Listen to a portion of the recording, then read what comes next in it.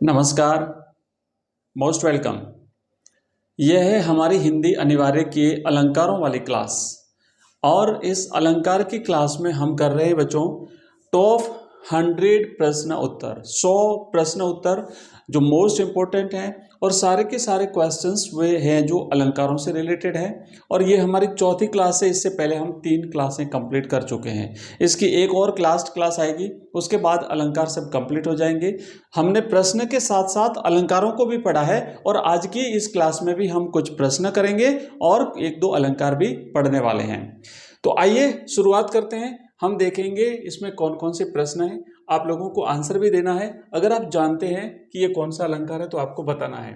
तो देखो, प्रश्न आपके सामने है कि ओस की बूंदे हैं कि मोती अनगिनत, उक्त पंक्ति में अलंकार कौन सा है, ये आपको बताना है।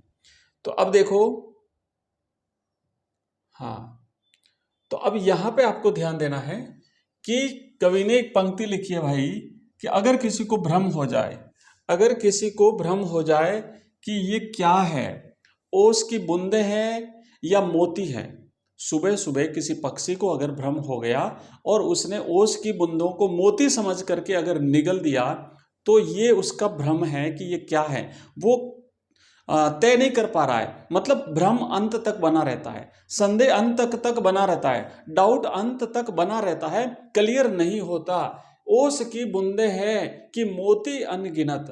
तो ये इस प्रकार की जो स्थिति होती है उसमें पंक्ति पूछा, पंक्ति में अलंकार कौन सा है। मोस्ट इंपोर्टेंट प्रश्न है। और अगर आप जानते हैं कि इसमें कौन सा अलंकार है तो कमेंट बॉक्स में आंसर दे करके बताओ मुझे। और अगर नहीं जानते तो अपना आंसर यहाँ पे ध्यान से मिला लो। तो राइट आंसर रहेगा यहाँ पे बच्चों संदेह अलंकार है। क्यों संदेह अलंकार है? कि वो संदेह है कि ये है या ये है, दोनों में से उसे उसका डाउट कंप्लीट नहीं हुआ है और अंत समय तक वो बना रहता है। क्योंकि एक भ्रांतिमान अलंकार भी होता है, ध्यान रखना, वो भी हम करेंगे। भ्रांति में भी यही होता है, भ्रांति हो जाती है सांप है कि रस्सी है। ठीक है, तो इसी तरीके से ओस की बूंदे हैं कि मोती हैं, तो भ्रांति मान और संदेह मान में ये ध्यान रखना, संदेह अलंकार में भ्रम दूर नहीं होता है। संदेह अलंकार में संदेह अंत तक बना रहता है। ये हो गया संदेह अलंकार। नेक्स्ट आइए आगे बढ़ते हैं। और दूसरा प्रश्न है कि को घटी ए वृषभानुजा वे हलधर के वीर। वीर वीर वीर है ना, हलधर के वीर। वीर का मतलब भाई होता है। ओके, तो अब यहाँ पे देखो, वृष, वृष का मतलब होता है बैल, है ना। वृषभ जो होता है, जैसे अपन यहाँ लिखते हैं वृषभ, वृषभ मैंने बैल, बैल। भानु, अनुज, अनुज का मतलब होता है छोटी बहन। अनुजा, अनुजा मैंने छोटी बहन, छोटी बहन, बहन, छोटी बहन। तो अब यहाँ पे बहन, और यहाँ तो इसका आपको बताना है इसमें अलंकार कौन सा है। तो देखो, जहां डबल डबल अर्थ निकलता है, जहां दो दो अर्थ निकलते हैं, यहाँ पे दो दो अर्थ होते हैं, और वहां पे जो है वो क्या होता है, श्लेष अलंकार होता है। श्लेष में हमने देखा कि शब्द एक बार आता है लेकिन उसके दो अर्थ होते हैं। एक तो होता है इसका वृष भानुजा, यानी एक तो अर्थ है इसका राधा, एक अर्थ तो हो गया इसका राधा, और दूसरा अर्थ हो गया इसका गाय, दूसरा अर्थ हो गया इसका गाय। मतलब वृष की पुत्री, और वृष की पुत्री राधा, और वृष की छोटी बहन गाय। वृष मैंने अगर वृष की पुत्री राधा हो गया, और वृष यानी बैल की छोटी बहन अनुजा मैंने छोटी बहन गाय हो गया। और इसी तरीके से हलधर के भी दो अर्थ हो गए, हलधर के भी दो अर्थ हो गए। हलधर का मतलब एक तो हो गए कृष्ण के भाई हलधर, एक तो हो गए कृष्ण के भाई हलधर, ठीक है। और दूसरा हलधर मैंने हल को धारण करने वाला, हल को धारण कौन करता है, बैल। तो शब्द तो एक बार आया है, जैसे एक बार आया लेकिन इसके अर्थ दो, और इसी तरीके से शब्द एक बार आया लेकिन अर्थ इसके दो। तो शब्द की आवृत्ति न होते हुए भी जहां पे अर्थ भिन्न भिन्न होते हैं तो वहां पे होता है श्लेष अलंकार। ओके, आइए आगे बढ़ते हैं। नेक्स्ट हम देखते हैं तीसरा प्रश्न क्या है। तीसरा प्रश्न है कि यमक तथा श्लेष अलंकारों का अंतर सो उदाहरण स्पष्ट कीजिए। उदाहरण सहित बताना है कि यमक अलंकार कहाँ होता है और श्लेष अलंकार कहाँ होता है। तो हम पढ़ेंगे सबसे पहले यमक अलंकार। यमक में क्या होता है बच्चों कि यमक में शब्दों की आवृत्ति होती है और उसका अर्थ भिन्न भिन्न होता है। तो हम देखेंगे कि जहां कविता में एक शब्द एक से अधिक बार आता है और भिन्न अर्थ व्यक्त करता है तो वहां पे यमक अलंकार होता है। मतलब शब्द भी आएगा, रिपीटेशन होगा, आवृत्ति होगी और उसका अर्थ भी भिन्न होगा। जैसे नगन जड़ाती थी वे नगन जड़ाती हैं। इसके और भी बहुत सारे उदाहरण है। कनक कनक ते सौगुनी मादकता आदि का है। 3 बेर खाती थी वे 3 बेर खाती हैं। और भी बहुत सारे उदाहरण है। नगन जड़ाती थी वे नगन जड़ाती है। तो नगन जड़ाती और नगन जड़ाती दोनों बार 2 बार आया है। और इसका यहां पे देखो कि नगन शब्द 2 बार आया है। प्रथम नगन का अर्थ नगों यानी रत्नों से है। नगन जड़ाती मतलब रत्न जड़ना, मोती जड़ना, माला बनाना, पिरोना, आभूषण बनाना। और दूसरे नगन का अर्थ है नग्न, है ना, बिना कपड़े के। तो अतः यहां पे यमक अलंकार हुआ। शब्द की आवृत्ति होगी, शब्द का रिपीटेशन होगा और उसका अर्थ दोनों बार भिन्न होगा। इसी तरीके से श्लेष में क्या होता है? श्लेष में हमने अभी देखा कि शब्द की आवृत्ति नहीं होगी लेकिन अर्थ भिन्न होगा। तो देखो श्लेष में, श्लेष अलंकार में एक ही शब्द अनेक अर्थ प्रकट करता हुआ कविता की शोभा बढ़ाता है। तो क्या है? पानी गए न उबरे मोती मानस चोन। पानी शब्द एक बार आया है लेकिन इस पानी के 3 अलग अलग अर्थ हैं। मोती के लिए उसका अलग अर्थ, मनुष्य के लिए उसका अलग अर्थ, चोन के लिए उसका अलग अर्थ। मतलब क्या है कि इस एक ही शब्द में अनेक अर्थ चिपके हुए हैं। चिपके हुए होना, तो श्लेष का अर्थ होता है चिपका हुआ होना। ओके, अब देखो यहाँ पानी शब्द के 3 अर्थ हैं। मोती के लिए है उसकी दमक, दमक माने चमक। अगर मोती ज्यादा चमकीला होगा, ज्यादा उजला होगा तो उसकी कीमत ज्यादा आएगी। इसी तरीके से मनुष्य के लिए पानी का अर्थ है प्रतिष्ठा। कहते हैं ना, उसका तो पानी उतार दिया, मतलब उसकी तो इज्जत धूल में मिला दी, उसकी प्रतिष्ठा, है ना, उसकी जो है वो मनुष्य की प्रतिष्ठा। और चोने के लिए पानी का अर्थ होता है बच्चों जल, मतलब चोना या आटा जैसे होता है तो उसमें जब तक हम जल नहीं मिलाएंगे तब तक आटा रोटी नहीं बनेगा। या चोना है तो चोने में जब तक हम पानी नहीं मिलाएंगे तब तक वो दीवार को चुनने के योग्य नहीं बन जाएगा। तो अर्थ शब्द एक है लेकिन इस एक के देखो अलग अलग के लिए अलग अलग अर्थ हैं। तो ये हो गया श्लेष अलंकार। क्लियर हो गया होगा आपको। हमने श्लेष अलंकार के उदाहरण देख लिए और साथ ही साथ हमने यमक अलंकार के उदाहरण भी देख लिए।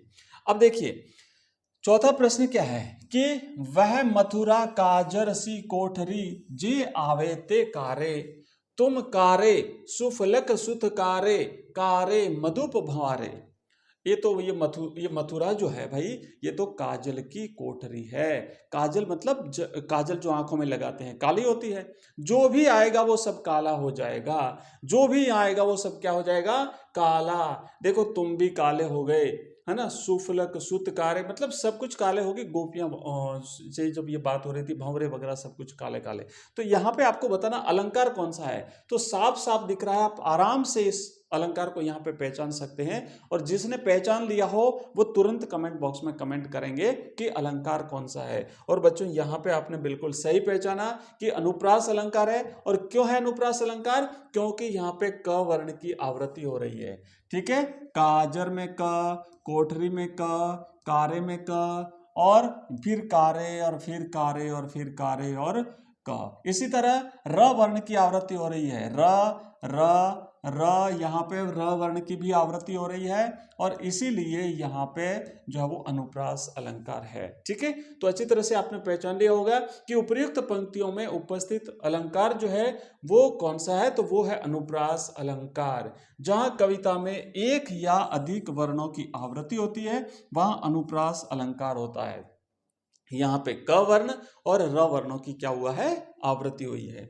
आइए आगे बढ़ते हैं नेक्स्ट प्रश्न की तरफ। और हम यहाँ पे आज करने वाले हैं बच्चों अतिशयोक्ति अलंकार। बिल्कुल अच्छी तरह से आपको समझना है, कोई उतावल नहीं, कोई हड़बड़ाहट नहीं, कोई गड़बड़ाहट नहीं, बिल्कुल आराम से समझेंगे। अब हमारा अतिशयोक्ति अलंकार है, हमने संदेह अलंकार पढ़ लिया था, आगे हम भ्रांतिमान अलंकार पढ़ेंगे, फिर विभावना अलंकार। और इस नेक्स्ट हमारी जो क्लास है उसमें अलंकार वाला टॉपिक हम कंप्लीट करके और फिर नया टॉपिक शुरू करेंगे।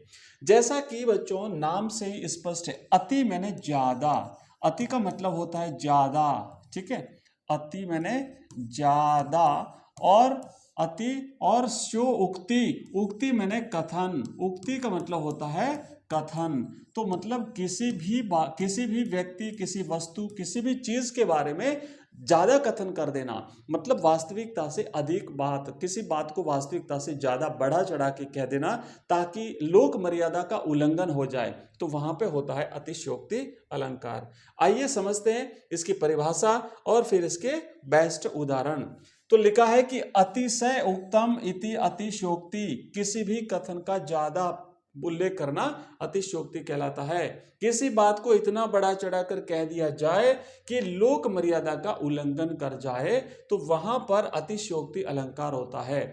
कहने का तात्पर्य यह है कि काव्य में जब किसी वस्तु, व्यक्ति, रूप, सौंदर्य आदि के गुणों का वर्णन लोक सीमा से बहुत बड़ा चढ़ाकर प्रस्तुत किया जाए, तब वहां पर क्या होता है, वहां पे अतिशयोक्ति अलंकार होता है। आइए इसका उदाहरण देखते हैं कैसे अतिशयोक्ति अलंकार होता है। तो एक उदाहरण यहाँ पे दिया हुआ है, आपने देखा होगा, आपने भगवान कृष्ण और सुदामा की दोस्ती की बहुत सारी कहानियां सुनी होगी। उनकी बड़ी अच्छी दोस्ती थी, स्कूल में साथ में पढ़ते थे, जो भी काम करते थे वो साथ में करते थे। लेकिन बाद में स्थितियां बदलती गई, भगवान कृष्ण जो है वो त्रिलोकीनाथ हो गए और सुदामा जी जो है वो खाने के भी उनके लाले पड़ गए।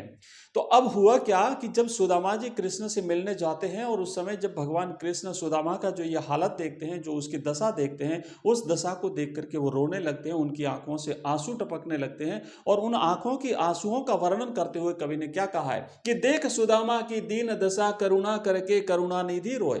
देख सुदामा की दीन दशा, उस सुदामा की दीन मैंने गरीब, गरीब दशा मैंने हालत देख करके, करुणा करके, करुणा मैंने दया करके, करुणा निधि मैंने करुणा के सागर भगवान कृष्ण रोने लगे। पानी परात को हाथ छुयो नहीं और नैनन के जल सो पग धोए, यानी कि अब जब इतना रोए ना, इतने आंसू टपके कि उनके पग पांव धोने के लिए, सुदामा के पग धोने के लिए पानी को भी हाथ नहीं लगाया, परात को भी हाथ नहीं लगाया, और आंखों से जो आंसू टपके उसी से उसके पग धो लिए। तो देखो ऐसा संभव नहीं है, ऐसा संभव नहीं है, तो बात करी है, कवि ने लिखा है, मतलब अतिशयोक्ति अलंकार का प्रयोग यहाँ पे हुआ है, बात को बड़ा चढ़ा करके पेश किया है।